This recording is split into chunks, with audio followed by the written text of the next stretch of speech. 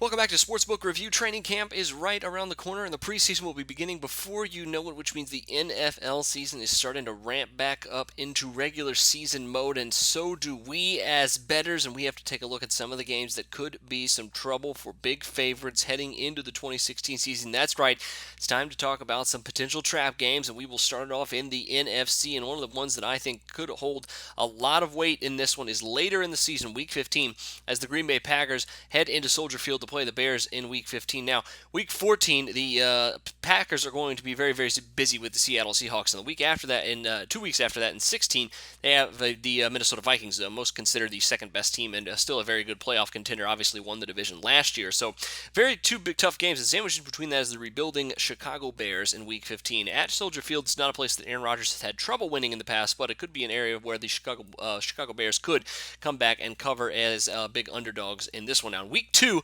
much closer to time, is the 49ers heading into Carolina to play the Panthers. Now, the Panthers obviously open up the NFL season against Denver, Super Bowl rematch, week number 1, and week number 3, they also play the Minnesota Vikings. So, two very tough teams. Sandwiched right in between them is the 49ers, a team that might be one of the worst, if not the worst team in the league this year.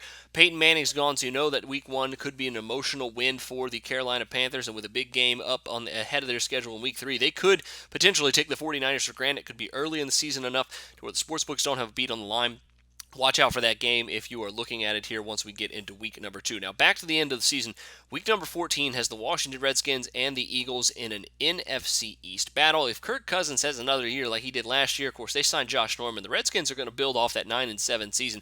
But Washington's Week 13 game is all the way in Arizona.